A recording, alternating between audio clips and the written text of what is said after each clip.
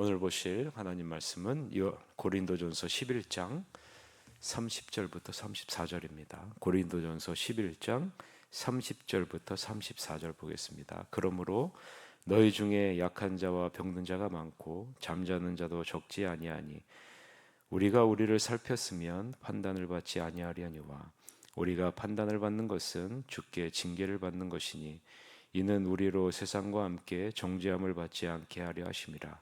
그런즉 내 형제들아 먹으러 모일 때에 서로 기다리라. 만일 누구든지 시장하거든 집에서 먹을지니 이는 너희의 모임이 판단받는 모임이 되지 않게 하려 함이라. 그 밖의 일은 내가 언제든지 갈 때에 바로 잡으리라. 아멘. 오늘은 징계 속에 담긴 하나님 아버지의 마음, 징계 속에 담긴 하나님 아버지의 마음이라는 제목으로 하나님 말씀 보겠습니다. 여러분은 주님의 찢어진 몸을 먹고 그의 피를 마신다는 사실에 주의하지 않기를. 여러분 가운데 지금도 무력한 사람과 아픈 사람이 많고 일찍 죽은 사람이 많다라는 것을 기억하십시오. 지금이라도 우리가 이 일을 바로잡지 않으면 나중에 주님께서 우리를 바로잡으실 겁니다. 지금 주님과 대면하는 것이 나중에 불 가운데서 대면하는 것보다 낫습니다. 그러니 주님의 만찬에 모일 때에 예의를 갖춰 서로 정중히 대하십시오. 배가 너무 고파서 음식이 차려지기를 기다리지 못하겠거든 집에 가서 식사를 하십시오. 무슨 일이 있어도 주님의 만찬을 먹고 마시는 사교 모임으로 변질시켜서는 안 됩니다. 주님의 만찬은 영적인 식사요, 곧 사랑의 향연이기 때문입니다. 그 밖의 문제는 내가 직접 방문해서 대답하겠습니다 라는 것이 오늘 본문의 내용 관찰입니다. 여러분, 오늘 짧은 본문을 보면서 반복해서 강조하는 단어가 눈에 들어오셨습니까? 오늘 짧은 본문 속에 반복해서 강조하고 있는 그 단어가 눈에 띄셨습니까? 그 단어가 무엇이에요? 판단이라는 단어이죠. 판단. 31절에 보면 판단을 받지 아니하려니와, 32절에 보면 판단을 받는 것은, 34절에 보면 판단받는 모임이 되지 않게 하려 함이라 라고 말하죠. 여기서 말하는 판단이라는 단어의 원어적인 의미는요, 하나님의 심판이라는 의미입니다. 즉 하나님의 심판을 받지 아니하려니와, 하나님의 심판을 받는 것은 하나님의 심판을 받는 모임이 되지 않게 하기 위해서는 이라는 의미를 담고 있죠. 그래서 32절을 보면 우리가 판단받는 것은 주께 징계를 받는 것이라 라고 기록을 하고 있습니다. 즉 주님께 징계를 받는 것이 바로 주님의 판단의 결과다라는 것을 의미하죠. 여기서 우리는 이러한 질문을 해봐야 됩니다. 주님이 고린도 교인의 그릇된 성만찬의 태도를 판단하셔서 징계하시는 목적이 무엇일까? 즉 판단, 즉 주님의 징계를 받지 않으려면 우리는 어떻게 해야 될까? 여러분, 이런 질문들을 우리가 해봐야 되겠죠. 이 부분에 대해서 31절에 분명하게 언급하고 있죠. 우리가 우리를 살폈으면 판단을 받지 않았을 것이다.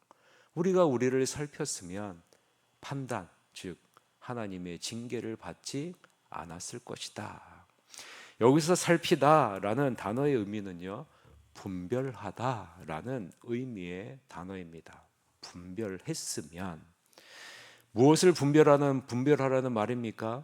주님의 몸과 피가 무엇을 의미하는지 이것을 너희들이 분명히 알았다면, 그리고 내 자신을 살폈다면 하나님의 징계를 받지 않았을 것이다 라는 것을 말하는 거죠.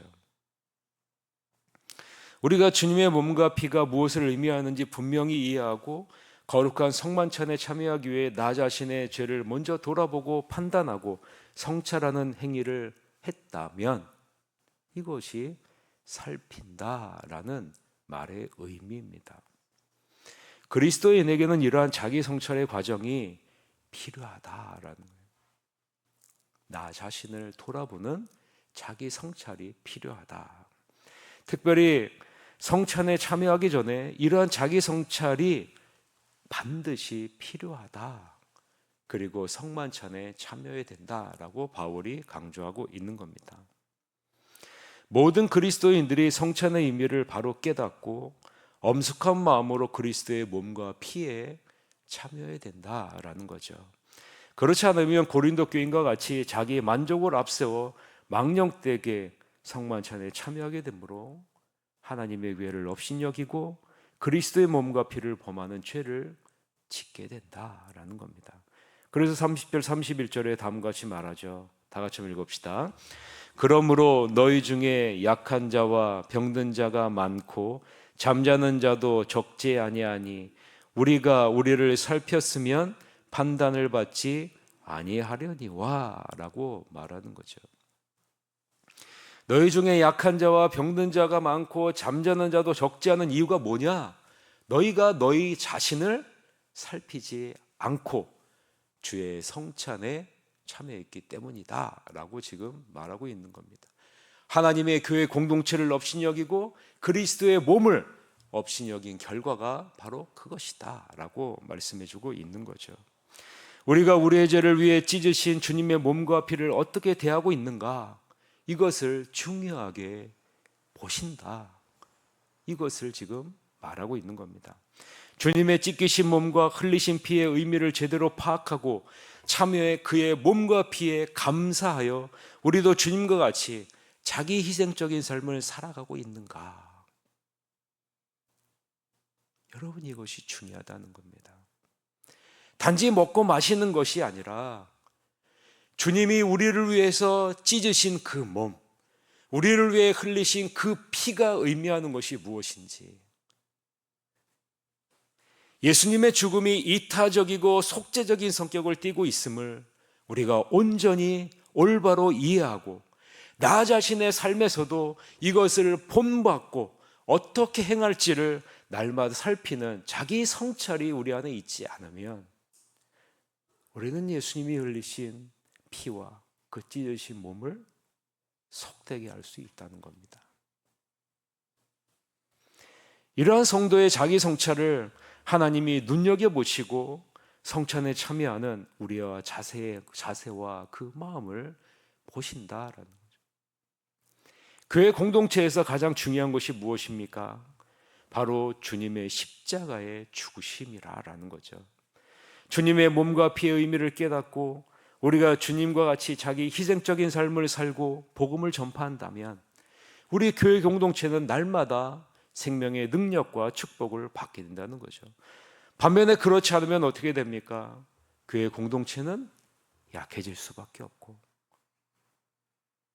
하나님의 징계를 피할 수 없다라는 거죠.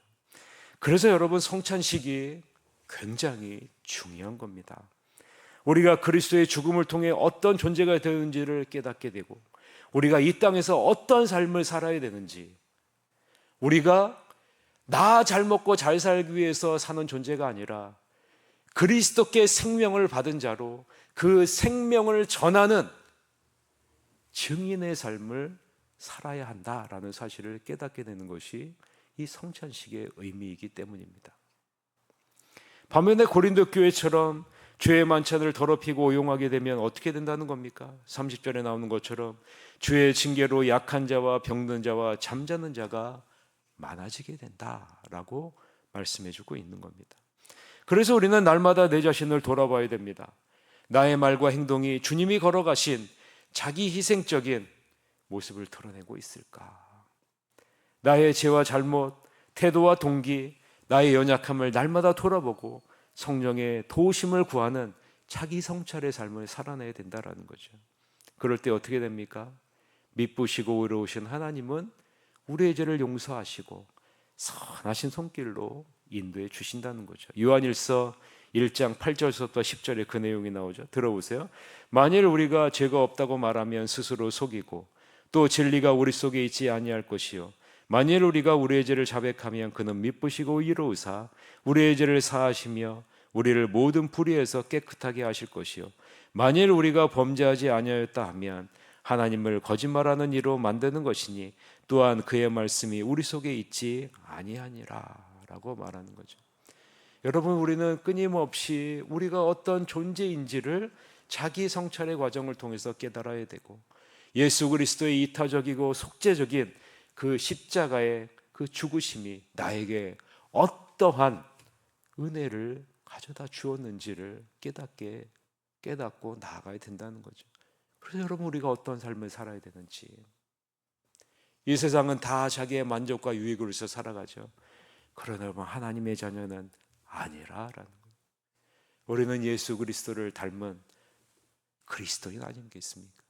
그래서 그리스도를 따라서 이타적이고 사람을 살리는 속죄적인 삶을 살아야 된다라고 말해주고 있는 겁니다. 그럼 이제 하나님이 합당하지 않게 주의 만찬에 참여하는 고린도 교인들을 징계하시는 이유가 무엇일까? 32절을 보면 이는 우리로 세상과 함께 정죄함을 받지 않게 함이라 라고 말하죠. 32절 같이 읽읍시다. 우리가 판단을 받는 것은 주께 징계를 받는 것이니 이는 우리로 세상과 함께 정죄함을 받지 않게 하려 함이라. 주님의 몸과 피의 의미를 제대로 깨닫지 못하고 신앙생활을 하게 되면 하나님의 징계를 받게 되는데 그 이유가 무엇일까? 우리가 구원에서 떨어지지 않도록 하기 위함이다. 영원한 정죄함의 심판에 놓이지 않도록 하기 위함이라는 거죠. 여러분, 하나님의 징계는 영원한 멸망을 향한 심판이 아니라는 겁니다. 하나님의 징계는 죄에 대해 돌이켜 회복과 구원에 이르게 하시려는 하나님 아버지의 마음이 이 가운데 담겨져 있다는 거죠. 그러면 여러분, 우리에게 적용해 봅시다. 우리에게 다가오는 고난과 어려움을 우리는 어떻게 봐야 됩니까? 하나님 아버지를 오해하면 안 된다는 거죠. 나를 미워해서, 나를 버려서, 나를 사랑하지 않아서 하나님이 나에게 이러한 고난과 어려움을 주시는구나. 여러분, 이렇게 오해하거나 원망하거나 좌절하는 자리로 나아가시면 안 된다는 거예요. 우리를 여전히 사랑하시는 자녀의 참된 모습으로 회복시키시려는 하나님 아버지의 마음이 이 고난과 어려움 안에 담겨져 있다는 거예요. 징계 안에 그런 하나님 아버지의 마음이 담겨져 있다는 거죠. 징계를 통해 겪는 아픔과 고난은 하나님의 사랑이 멀어졌다는 증거가 아니라 오히려 우리를 포기하지 아니하시는 하나님 아버지의 그 마음이 담겨져 있다는 거죠. 하나님의 손길이 여러분 삶에 개입하고 있다면 그것이 하나님이 여러분을 여전히 사랑하고 있다는 증거라라는 겁니다. 여러분, 세상에 있는 사람과 여러분의 차이점이 무엇인지 아십니까? 세상 사람들은요, 하나님이 그 삶을 그냥 방치하십니다. 그들이 원하는 대로, 이 세상이 원하는 대로, 그들의 정욕이 원하는 대로 그대로 내버려 두십니다. 그러나 하나님이 사랑하는 자녀들은요, 가만히 내버려 두지 않습니다. 하나님이 개입하세요. 하나님의 손길로요. 여러분이 잘못하면요, 곧바로 하나님이 고난과 어려움을 통해서 깨닫게 하시고 돌이키게 하시고 다시 돌아오게 하시는 하나님의 손길이 늘 여러분이 가는 곳마다 함께 하신다는 거예요. 그게 여러분, 하나님의 자녀와 그렇지 않은 자들의 차이점입니다. 이런 믿음이 있어야 고난의 시간에도 흔들리지 않는 거예요, 여러분. 오히려 자기 자신을 살피고 나 자신의 죄를 회개하고 주님의 도심을 구하고 하나님의 말씀에 순종하는 자리로 나아가서 회복의 은혜를 경험하게 되는 거죠. 그럴 때 우리는 판단받는 모임, 즉 하나님을 기쁘시게 하지 못하는 징계받는 모임이 아니라 하나님의 뜻을 이루는 축복받는 모임으로 변화될 수 있는 겁니다. 33절, 34절 같이 한번 읽읍시다. 시작. 그런즉 내 형제들아, 먹으러 모일 때 서로 기다리라. 만일 누구든지 시장하거든 집에서 먹을지니 이는 너희의 모임이 판단받는 모임이 되지 않게 하려 함이라. 그 밖의 일들은 내가 언제든지 갈 때에 바로 잡으리라 라고 말하는 거죠. 아무쪼록 주님이 찢으신 몸과 흘리신 피의 참된 의미를 깨닫고 그 안에 담긴 이타적이고 속죄적인 더 깊은 하나님의 사랑을 깨닫고 여러분들도 그렇게 삶을 살아내는 하나님의 뜻을 이루어가는 하나님의 축복된 자녀가 되시기를 주님의 이름으로 간절히 축원합니다. 기도하시겠습니다.